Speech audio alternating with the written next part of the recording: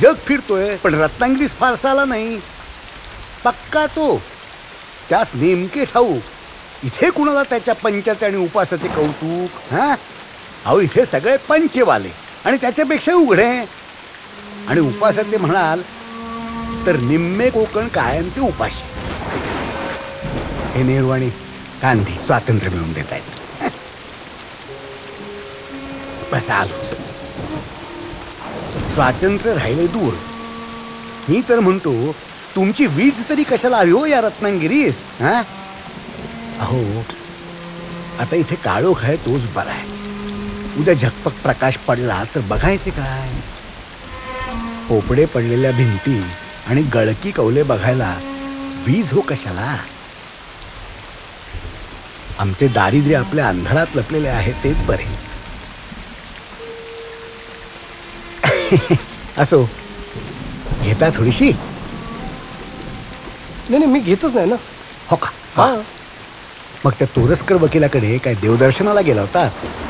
आओ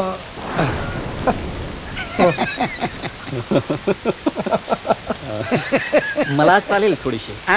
अरे वसंत अण्णा मी थोडीशीच घे ना. गप्रेशींच्या पण तिकडे त्याच्याने उरली तर द्या. जमेल भांडारा तू तर काय तिथंच आहे. मेल्याची नजर बरोबर आहे.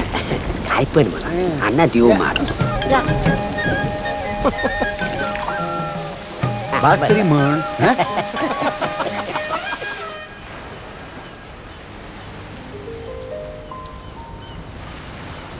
अरे काय चाललंय पोरकटपणा. पोरकटपणा काय त्यात.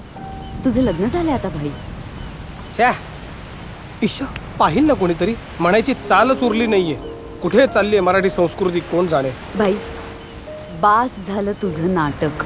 ईश्वर पाहिल ना कोणीतरी.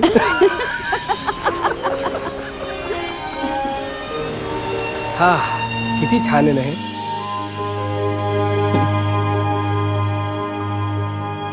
काय झालं वहिनी हसताय. आमच्या लग्नाचा दिवस आठवला. आई अप्पा इतकी काळजी करत होते. वाटत होतं हा येतो का नाही. त्यावेळी तो रांगणेकरांच्या नाटक कंपनीत होता. तेव्हा नाट्यनिकेतन आहे की नाट्यनिकेतन. बरं नाही वाटत आहे का ग. मला बस मळमळते. लिंबू पाणी देऊ का ग. सुनीता अँड सुनीता सासू गुड इव्हनिंग. अरे बाबूल ही. अगं थांब का जरा मला एक गुड न्यूज द्यायची. तुला माहितीये रांगणेकर आज माझ्यावरती भलतेच खुश होते. ते मला म्हणाले तुला नाट्यनिकेतन सोडून दुसरीकडे कुठेही काम करायची गरजच नाहीये. हिला काय झालंय. अरे सकाळपासून उलट्या होत आहेत रे तिला. तरी मी तिला सांगत होतो बाहेरचं काही खात जाऊ नकोस म्हणून. बाहेरचं जिभेवर ताबाच नाही का तिचा.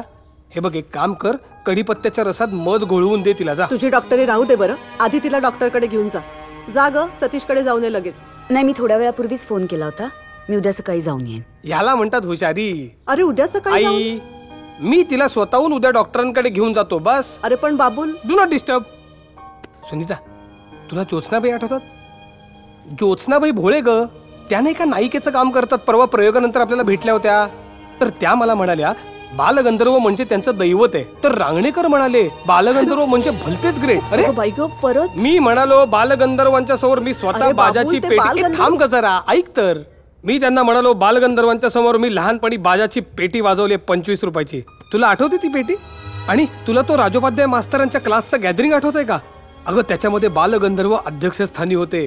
ते त्यांचं अध्यक्षस्थान सोडून असे मांडी घालून माझ्या समोर बसले ग. बालगंधर्वांच्या समोर त्यांच्याच नाटकातलं पद वाजवून दाखवायचं म्हणजे शिवाजी महाराजांना भवानी तलवार कशी चालवावी हे शिकवण्यासारखं नाही का. गेले. आई सुनीता काही व्हॅल्यू आहे का नाही माझी. अरे या ना बाहेर. माझ्या गुड न्यूजचं कुणालाच काही नाहीये.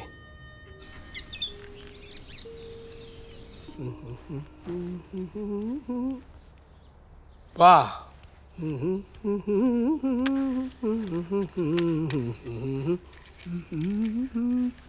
देशपांडे चहा घ्या. मातोश्री गुड मॉर्निंग. कसं काय.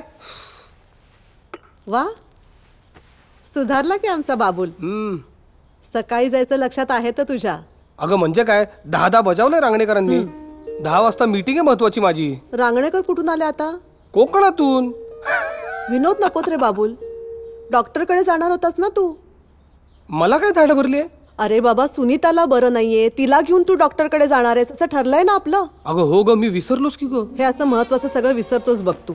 ते काही नाही, तुझं जाणं रद्द कर आणि सुनीताला अगं, घेऊन असं कसं डॉक्टरकडे. एकदम रद्द अरे करणार? बाबूल, असं कसं अगं, चालेल रे? आई. तिला बरं. आई मी जाईन एकटी, जाऊ दे त्याला. एकटी काय एकटी? हे बघ तू हो पुढे, मी रांगणेकरांना तोंड दाखवून 11च्यात पोचतो. अरे चहा घे बाबा. रांगणेकरांनी त्यासाठीच बोलवलंय. भाई गेलो.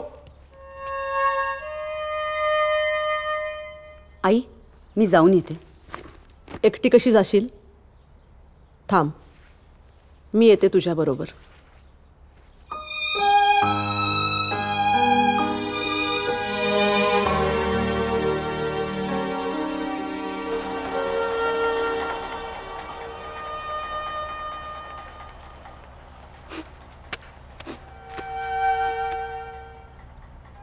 Congratulations Mrs Deshpande, you are pregnant. अगं बाई, आणि पीएल कुठे आहे? येणारे तो इथे. बर. सुनीता, मला जरा शंका होतीच बरं का. गर्भारपणाची सगळी लक्षणं दिसत होती बघ. पण आता त्या डॉक्टरांनी सांगायला लागतं ना तुम्हाला. आमच्या वेळेस नव्हती अशी अपॉइंटमेंट वगैरे. काय झालं, बसलात का? अगं बाबूल येईल ना. तुम्हाला खरंच वाटतं तो येईल? 11:30 वाजून गेले, तो नाही यायचा आता. चला आपण घरी जाऊ. असं म्हणतेस? हो चला. बस सर.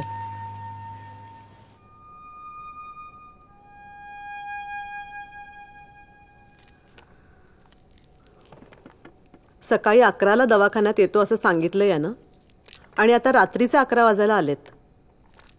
पत्ता आहे का बघ त्याचा. तुम्ही त्रास करून घेऊ नका, त्यात काय नवीन आहे? अगं, एवढी आनंदाची बातमी समजली आहे, म्हटलं सांगावं त्याला. कसं काय आणि कसं काय. नाटकापुढे शुद्ध आहे का घराची याला? वरण भात देऊ का ग तुला? नाही, मला काहीच खावंसं वाटत नाहीये. अगं, असं कसं चालेल ग? दिवसभर पोटात अन्नाचा कण नाहीये तुझ्या. तुझं राहू देत, पण पोटातल्या जीवाची उपासमार कशाला करायची आपण? मी हे डाळिंबाचे दाणे खाईन. एवढ्यानं होईल तुझं? हो. बर. तुम्ही जाऊन झोपता का? मी भाईची वाट बघते.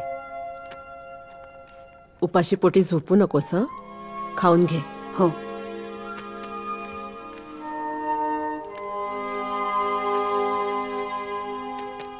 आणि बाबूल आला तर हाक मार मला. हं? हो.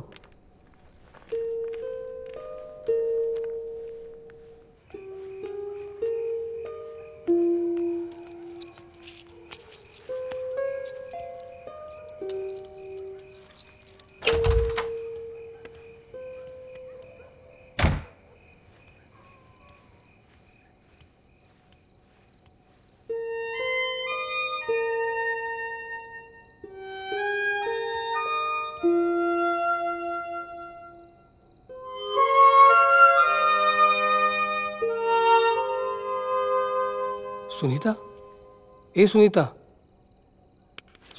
अगं, मी झोप लागली होती का? डोळा लागला होता. मग उठलीस कशाला? तू उठवलंस. बरं ऐक ना, एक गुड न्यूज आहे. तुला कशी कळली? रांगणेकरांनी सांगितलं मला. अय्या, रांगणेकरांना कसं कळलं? तू फालतू चौकशा नको ना करू. ऐक ना माझं. नाट्यनिकेतन आता सिनेमात उतरतंय. त्यांचा पहिला सिनेमा कुबेर, आणि त्यात मला महत्वाची भूमिका आहे. कशी वाटली माझी गुड न्यूज? माझ्याकडे पण एक गुड न्यूज आहे. तुझी नंतर सांग ना ग.